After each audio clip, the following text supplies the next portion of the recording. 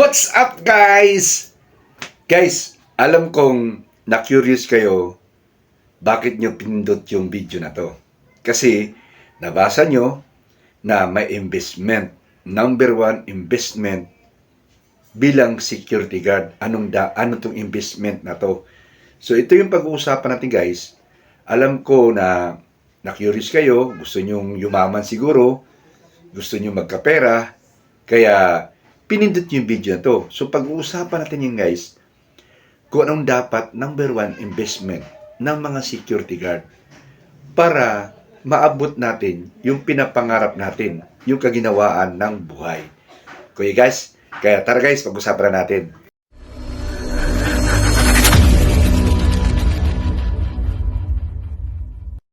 Alright guys, welcome sa Riddles TV.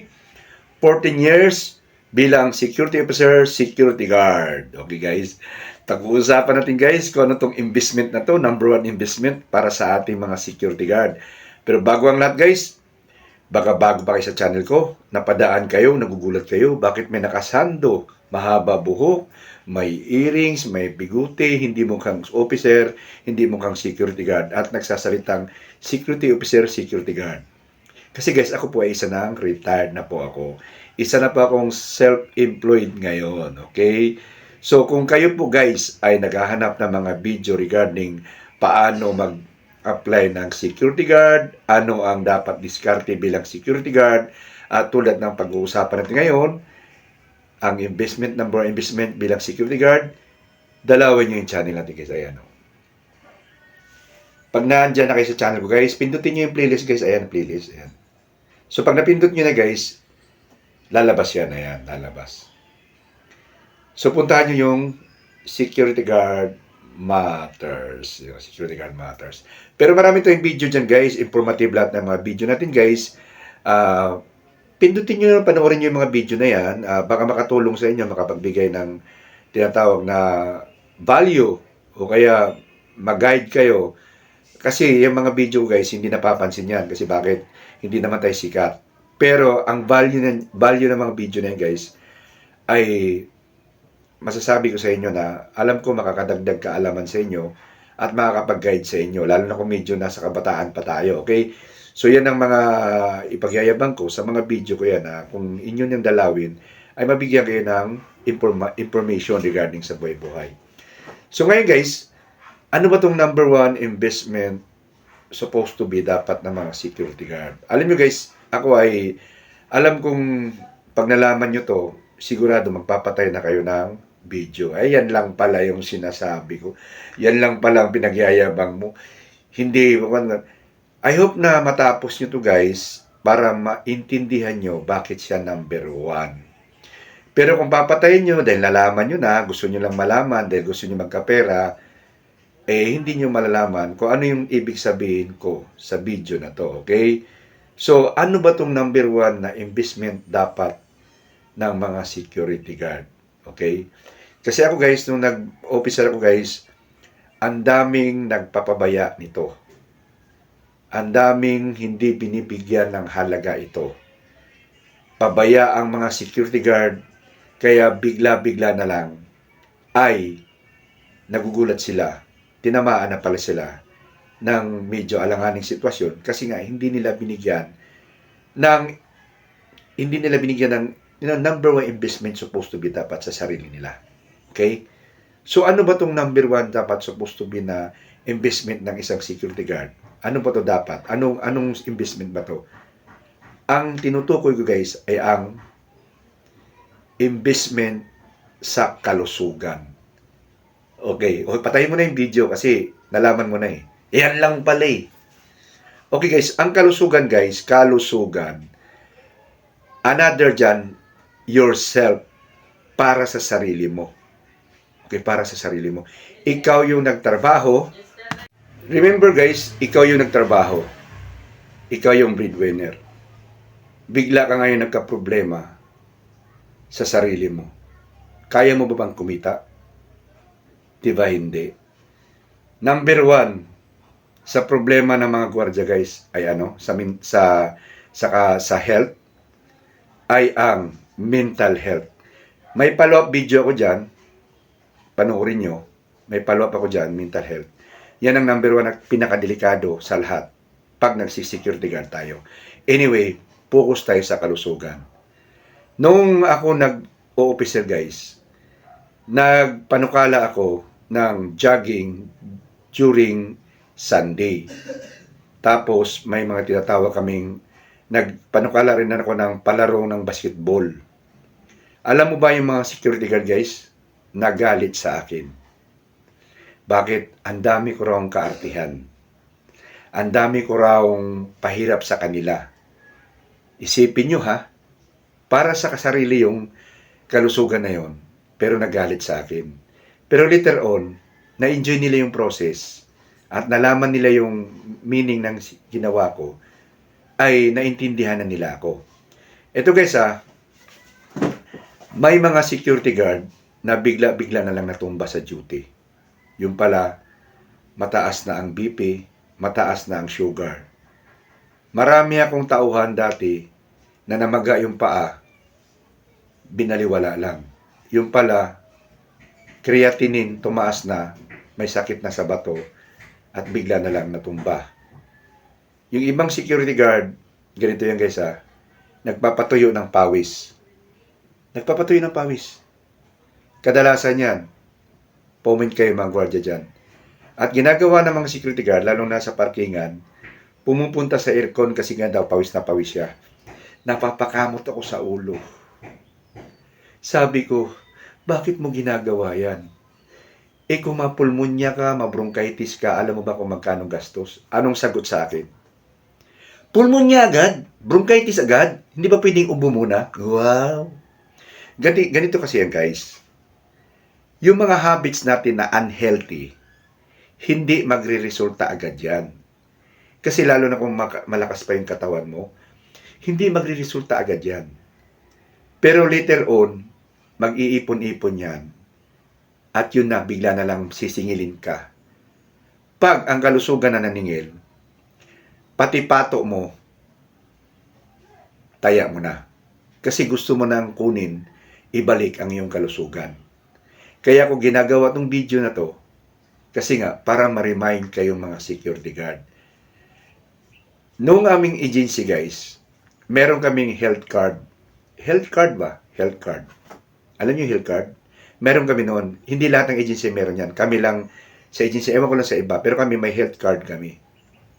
So yung health card na yun, nagugulat sila, ako, panay ang punta ko every 3 months, every kuwan, kasi supposed to be dapat, pag may health card ka, wala namang bayad magpakonsulta magpa-examine mo lang bayad. Supposed to be dapat, may yearly examination ka. Hindi ka na kinukuha ng agency, pinapabayaan ka na lang kasi may health card ka naman Supposed to be dapat, may yearly executive check-up ka para malaman. Alam mo guys, hindi ginagamit ng mga security guard yun. Binabayaran namin yung health card. Hindi nila ginagamit yun kasi hindi naman nila kailangan. Di ba? Yung iba naman, hindi ginagamit kasi hindi alam kung paano gamitin. Kaya ka nga may health card para ma-monitor yung sarili mo. Para sa simula pa lang, kung meron nang nakikita sa'yo, magagamot. Hindi yung malala na. Hindi yung malala na. So, tinuruan ko yung ibang gwardiya paano gamitin yung health card at sinabihan ko sila. Yung iba nagpasalamat, pero yung iba dead lang. Anyway, so ito na nga. Kadalasan mga sakit ng mga gwardiya ay mental. At yun ang pinaka-delikado sa lahat. Anyway, ibubukod ko yan sa video para mapaliwanag ko sa inyo ng gusto. So, puyat. Sa gwardiya puyat. Ang pagpupuyat guys ay maraming makukuha ang sakit. Kaya nga pagdating sa gabi may tinatawag na night differential. Night differential. Ako nung magpanggabi ako guys, umabot ako yata ng straight ng 2 taon panggabi o 1.5 year. Panggabi ako kasi EDC ako noon EDC ako. Shout out sa mga kasama ko. Libra. Local sign ko kasi Libra. EDC ako noon, panggabi ako palagi. Kaya ang ginagawa ko guys, hanggat maaari, makakuha ako ng tulog kahit mga 2 o 3 oras sa gabi. Atin-atin lang to, kay maingay. Diskartihan na lang kami sa gabi. Bakit? Kasi ang puyat talaga, malaking contribute yan sa marami kang sakit na makuha. Kasi nung nag-taxi ako guys, 24 hours kami nagda-drive. 24 hours kami nagda-drive ng taxi kasi every 24 hours palitan ng driver.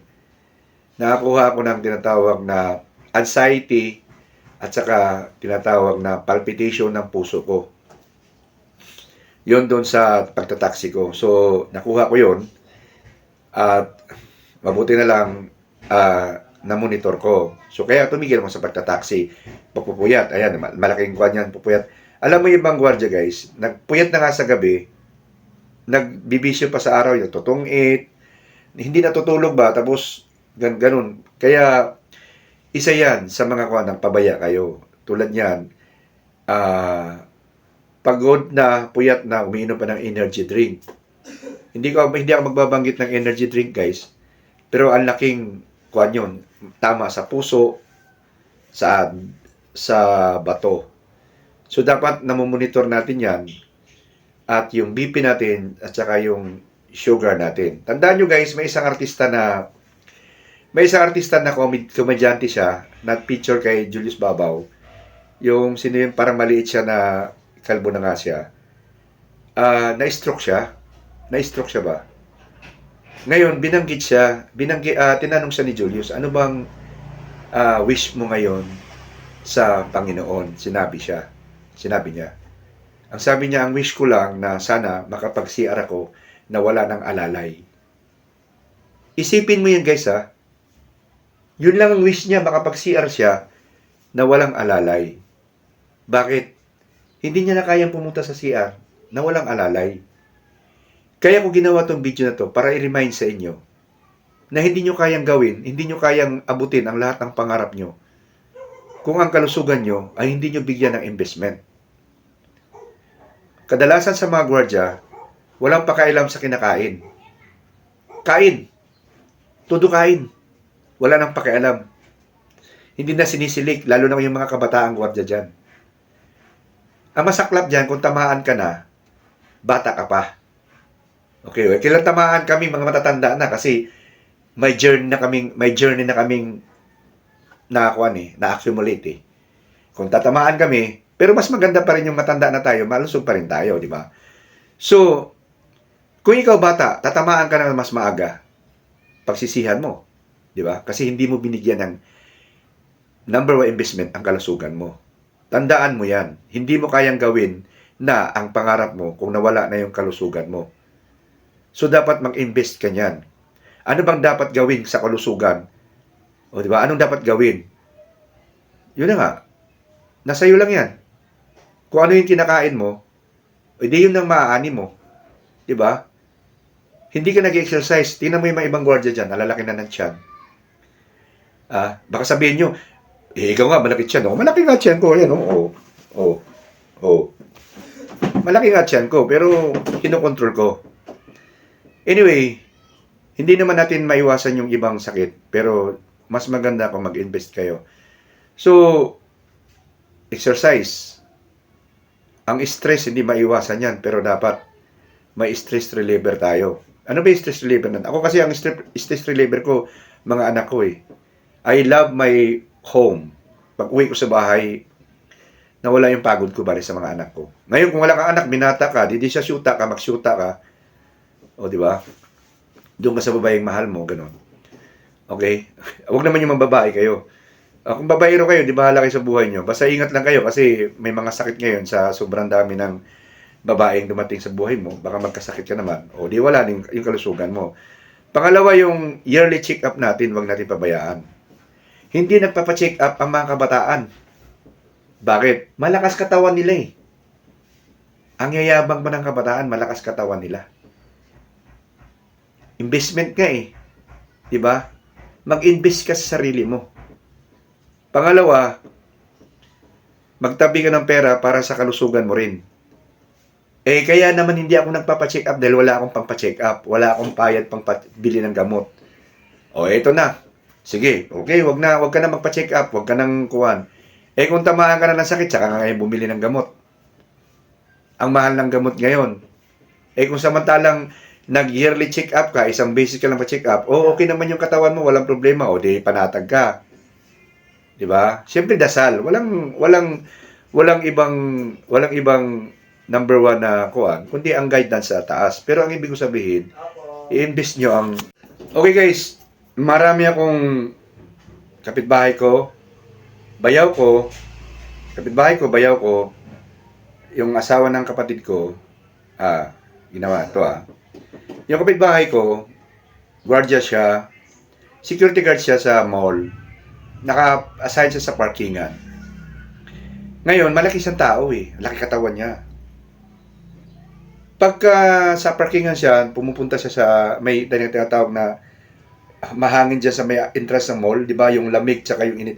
Yung ang tinatawag nilang yung air curtain ng tawag dyan, doon siya nagpapatapat. So minsan nadaanan ko siya. O pre, sabi ko ganun. Ay, ako mo dyan, kala ko ba sa parking ka, sabi ko. Ay, hindi. Mainit kasi, pawisan ako Tapos pinatuyo mo yung katawan mo sa aircon. Matagal ko nang ginagawa to, pre. Wala namang kuwan. Tawanan niya ako. After a year na nagulat ako, nasa hospital, sinugod daw siya. At hindi makahinga. Nalaman na yung baga niya, punong-puno ng tubig. So, bronchitis na nga. Maraming bisis niyang ginawa, hindi naman nagre-resulta, nag-ipon-ipon. So, nilagyan siya ng tubo, hindi pa siya dapat lalabas, kaya lang, nagpirma na sila ng waive. Sa bahay na lang daw sila. Kasi nga, wala na silang pambayad sa kuwan. O, ito na, ubos-ubos na yung, pati nga pato mo.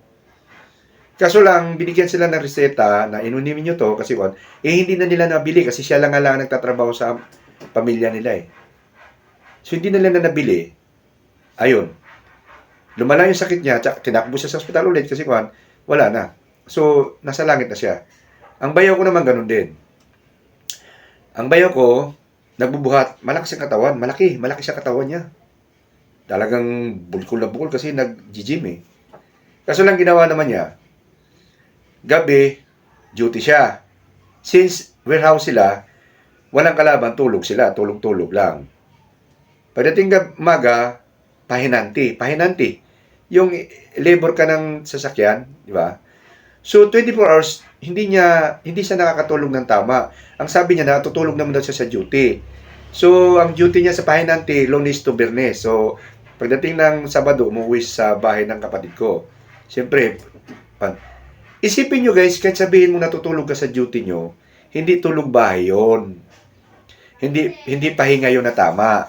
Okay guys, ang pagtulog ng tao guys, yun yung time na nagre-recover ating system. So, dapat, pag natulog tayo, relax pati mind natin. Pero kung natutulog ka sa duty, natutulog kunwari ka, hindi naman relax yung isip mo Pati katawan mo hindi relax kasi palagay na lang natin, yung nasa duty ka nga so hindi tulog bahay yun, walang unan, walang ganun. Nandun ka lang, siguro makaupo ka lang, ganon, o kaya konting sandal, tulog na para sa'yo, pero hindi relax yung katawan mo, hindi nag-recover yun.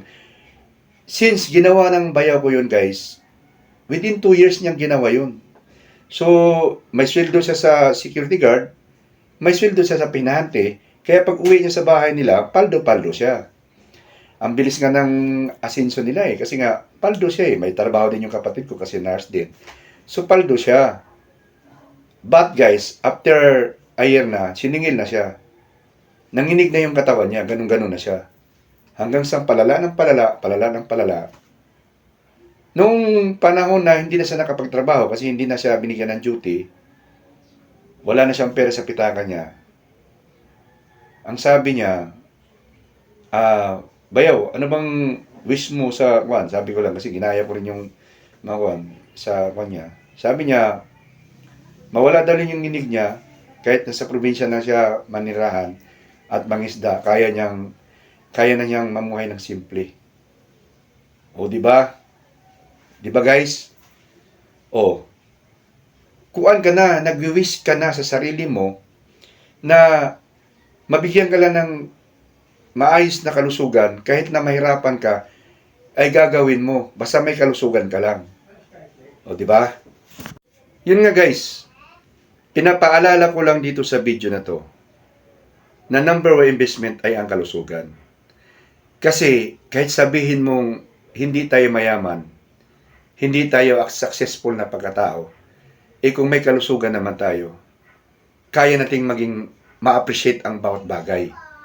Kasi nga guys, kung nakahiga ka o may nararamdaman ka, hindi mo ma-appreciate kahit anong sarap ng pagkain, kahit ibakasyon ka pa sa ibang lugar, kahit saang magandang lugar, hindi mo ma-appreciate yan dahil may nararamdaman ka sa sarili mo.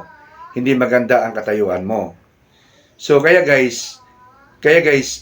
ko binawa tong video na to para i-remind sa mga security guard na hindi pwedeng pabayaan ang kalusugan kasi mawawala lahat ang paghihirapan mo kung hindi mo ito bibigyan ng halaga. So I hope guys na nag-gets yun ang ibig kong sabihin bakit sinabi ko ang number one investment sa sarili natin dapat yung kalusugan natin huwag pabayaan. Okay? Kasi karamihan sa mga security guard ang lalaki kasi ng katawan. Ang lalaki ng katawan ng mga security guard eh. Kasi nga inisip nila malakas sila. Pero tandaan mo ang katawan natin ay bumibigay yan pag inabuso mo. Okay? Abuso sa pagkain, sobra-sobra kumain ng kanin. May mga kasama. Kahit ako dati, grabe yung kanin ko dati. Nagagalit ako sa asawa ko pag hindi ako binaunan ng ganun karaming kanin, no? Nagresulta sa akin yun, sobrang carbohydrate sa katawan. Tapos walang takbo. Walang ginawa na kuwan. Talagang lumaki yung tiyan ko. Sobrang laki. Ha, di ba? Yun, isa yan, di ba? So I hope na sa pag-inom, yung pag-inom natin, labis-labis na pag-inom. O diba? Labis-labis, hindi ko sinabing bawal uminom.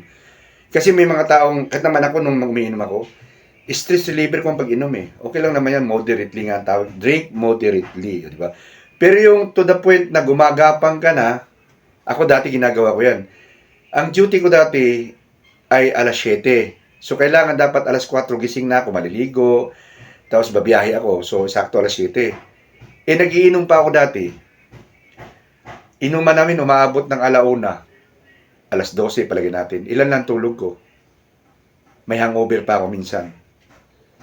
Na-hospital talaga ako. Kaya lang na salamat naman sa Diyos at nakaka-recover ako. Kaya nga sinishare ko sa inyo guys.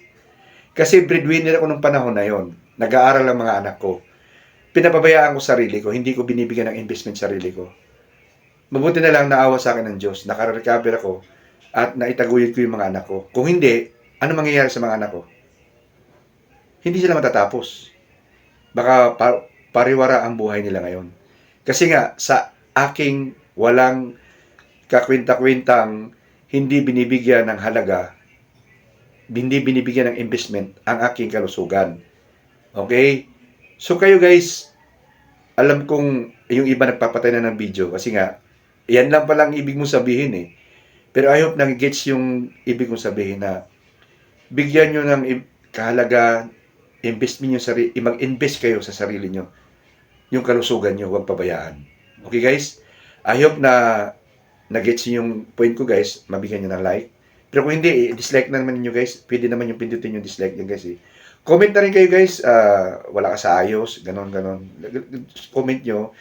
Basta ang akin lang, nagbibigay lang ako ng value sa mga security guard dahil pinagdaanan ko halos ng mga alam mo na, mga mapait at kahirapan ng mga bilang pagsisecurity guard. So, kita tayo sa next video guys. Bye-bye. Bye-bye guys.